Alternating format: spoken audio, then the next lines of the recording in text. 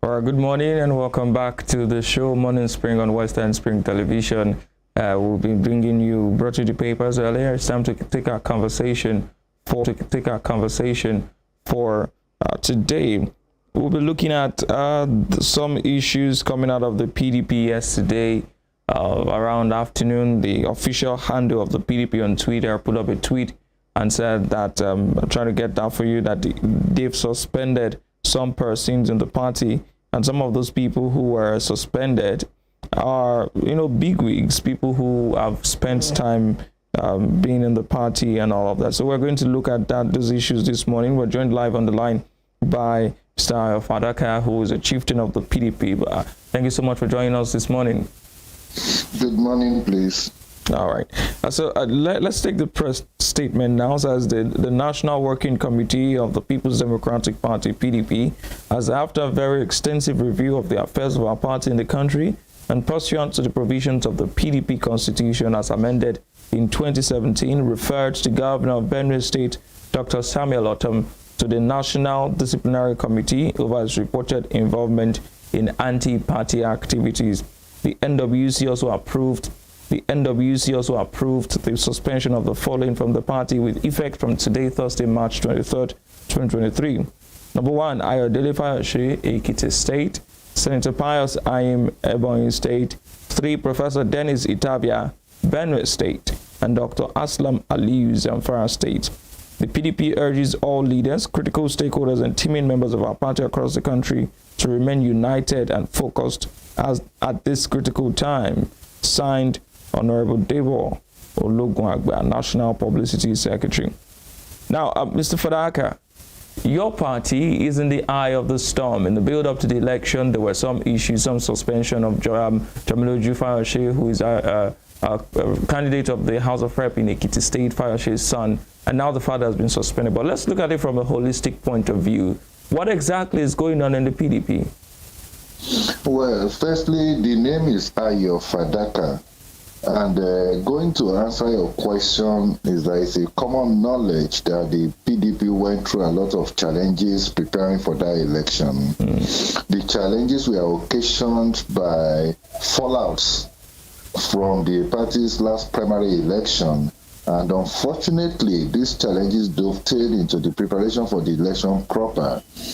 Again, unfortunately, the party could not take care nor resolve these issues wholesale before we went into the elections.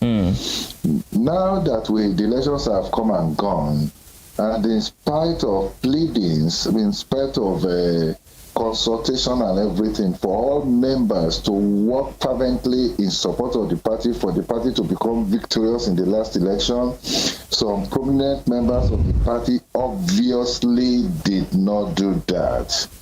They obviously took sides with opposition parties against the interests of the party. And in view of that, what a responsible party should do is to take full stock, to do an analysis of what actually went well and went wrong. And since nobody is above the laws of the party, those that have been suspected to have acted contrary to the interests of the party must be disciplined. That is why the party is referring somebody like Governor of Benue State to the disciplinary committee and suspending some. In all of this, the party is still following its own rules and laws because it has not expelled anybody summarily. If at the end of the day it is discovered that the man that has been referred to the disciplinary committee and those that have been suspended are not guilty of what they have been alleged to have been done, of course, the issues will be resolved. All right. So a lot of persons have been asking that part of the suspension of Samuel Ortom was mostly because of the G5 politics. There are other governors within the party who some will say their actions constituted anti-party affairs, like Governor Keze Ikpeazu of Abia, Ifeanyi Ugwuanyi of Enugu State, and of course Seyi Makinde of Oyo State, and Nyesom Wike of Rivers. Why were these persons not included in the suspension list too? Well, I am not a member of the National Working Committee of the party. They can answer that question specifically. They know what they discuss in their meetings. They know reasons why some of these people you mentioned have not been either suspended or referred to the disciplinary committee. Sometimes in politics, it does not. I mean, the issues are not as you say it. So they know why these people you mentioned are still not being touched. And I'm sure at the appropriate time, if there is a need to, the investigations will be extended to them. All right. But is the party addressing some of the issues that, spurred all these people to action, concerning the anti-party activities? Is the party doing anything to address the root cause of all of these issues within the party? I can assure you that the generality of the members of the party are not only devastated by the results of the election and are already agitated as to why our party should depreciate this badly, vis-a-vis the results of the last elections. And to that extent, the party membership are going to form a bulwark of action, calling for an inquiry into all that happened and why some steps that should have been taken were not taken. It is going to be a very trying time for the PDP. And I trust that at the end of the day, the PDP will emerge stronger, even if it means that we get more compact, but we emerge stronger from this crisis.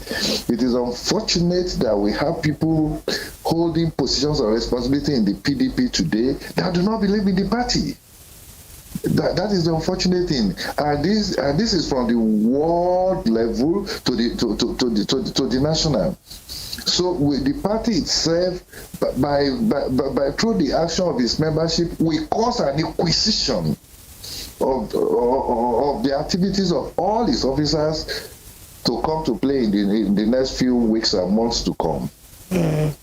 Okay, so now going into the elections, there were hopes that the crisis rocking your party would be resolved, and that Yocha Ayu, your national chairman, Nyesom Wike, the leader of the G5, and all of the G5 governors, terms and sort of make up and resolve the issues in the interest of the party, but that did not happen.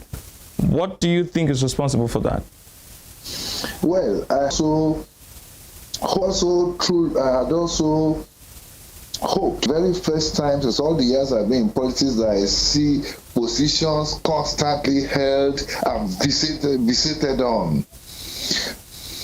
The issues that cause the crisis in the party are issues that are largely promoted, dictated by personal desires of people in the party.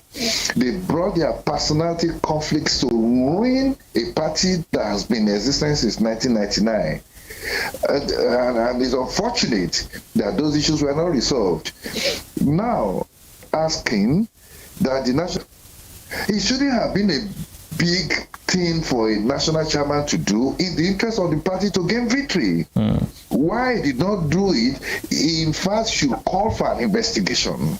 Because this is a man that promised at the very beginning that he can throw in the towel if the party says he should do, he should know. And we need to know too why the governors incidentally to their guns.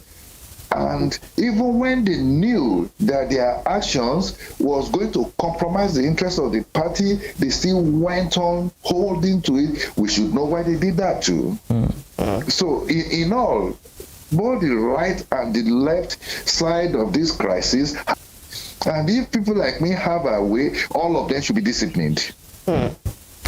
All right, now that your party has fallen casualty of, like you said, some personality clashes and some personality issues, these issues are still not being resolved. Do you see the PDP remaining intact going forward? Well, when we remove the perennial mobile politicians that exist in Nigeria's political partisan landscape, the PDP still have a membership that is trenchant and unwavering. And to that extent, I expect this class of members of the party to still stand firm and cause actions to be taken to review the circumstances that led us to where we are today. It is unfortunate, too, that people that are privileged to hold positions of responsibility in the party today are not being patriotic to the party. So I know that our party will survive. It might only be tough for us to survive, but for survival, we will survive. All right, so there are still calls for your party to, continue to show up support, especially ahead of the fact that your presidential candidate, Atiku Abubakar, has now filed a petition at the tribunal. We're not going to talk about that because, of course, the matter is in court. But I'm just going to ask you. Yes, I'm just going to ask you very quickly. Some of the grounds on which your principal or your presidential candidate has filed their appeal at the tribunal. Are you comfortable with them? Are you certain? Are you sure that those grounds hold water? Sure. More importantly, we have to think about our nation. Integrity must reign. People must have honor, and this nation must have standards. It is criminal for INEC to educate Nigerians before the elections that the results will be transmitted from the polling units, and for it to do exactly the opposite. It does not command honor. It does not show that commission to have integrity.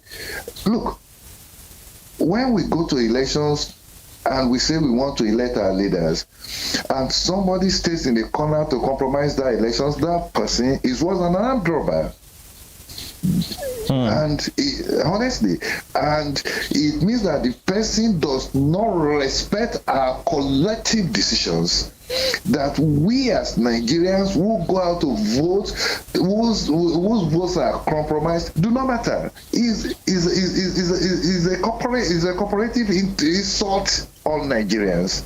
So to that extent, I support our presidential candidate going to court and trying to bring out all these frauds that were perpetrated in the name of an election. In one of my posts on Twitter, I simply said that the ghost of Ovie Whiskey, who was FEDECO chairman in 1983, was simply brought back to life. The elections of this year can only rival the haste that happened in 1983. It is so discouraging. Okay, just as we let you go, I'd like to ask that apart from the PDP, from the G5 governors' politics, what else do you think was responsible for your party's performance in the last election? Well, I have criticized my party internally, and I'm going to say it in the open now. Up till November last year, Bola Ahmed Tinubu, president-elect today, was complaining and saying that beavers must not be used for that election. At the end of November last year, he kept quiet and became comfortable with the usage of beavers. My party, the PDP, did not query why he suddenly went quiet. We did not query what he now got to know about beavers that gave him confidence not to call for his discontinuance any longer. And that is strategy, which makes me to conclude that we were probably not strategic enough as we went into that election. All right. So I'd like to leave the conversation there. Mr. Ayo Fadaka, thank you so much for joining us on the show this morning to talk about the PDP and some of the gale of suspensions that have now happened across the party. Thank you so much for joining us this morning. Thank you so much. Oh, that's the first leg of the interview. Let's take this break now and bring in Barrister Moses Obaditon to speak to us about some of these issues, look at the petitions, look at the PDP suspension issues, and all the matters arising. Do stay with us.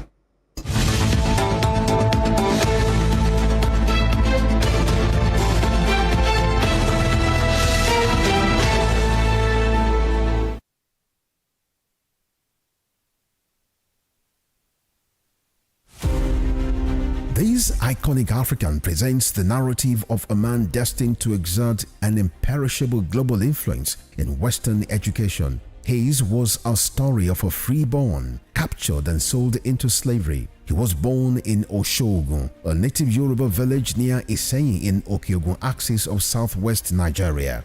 Samuel Ajayi Crowther was the foundation student of Fora Bay College, Sierra Leone, the foremost university where the pioneer set of native Africans were educated. Samuel Ajayi Crowther's greatest contribution to humanity was his translation of the Holy Bible into the Yoruba language. The man who authored the Yoruba dictionary was also credited with the translation of English classic hymns into Yoruba and the Ekwere languages. Samuel Ajayi Crowther's private residence in Badagry, incidentally the first story building in Nigeria, is an archival museum dedicated to the memory of Africa's first bishop. Western Spring Television identifies Samuel Ajayi Crowther as a watershed character in history. Sports is a culture on its own. It has its own language, its own people with their own way of life.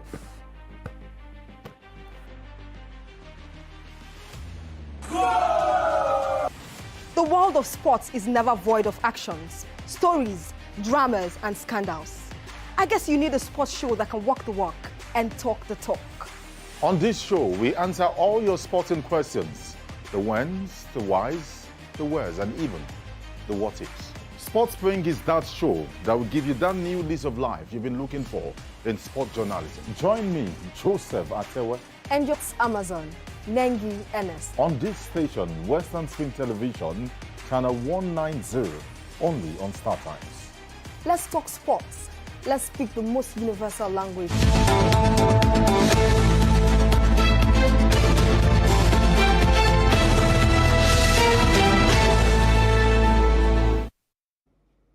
All right, thank you so much for joining us on this show this morning. It's still morning in spring. Thank you for keeping faith with us. We have Pastor Moses Obaditon. Thank you so much for joining us on the show. Good morning. Thank you for having me. All right, so a number of petitions have been submitted at the tribunal. What do you make of these petitions as regards the presidential election? Well, those who feel concerned, who feel they've been denied their right, have freedom because the court open system, so you can always come in with your petition. It is one thing to come with facts and figure to be able to prove your case beyond reasonable doubt.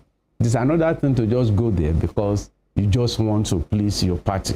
So when you are going either to court or tribunal, you must arm yourself with 3 issues. Number 1, you need documents. Number 2, you need witnesses. Number 3, you need the law to back up. And once they get that one, then the tribunal will be ready to listen to you.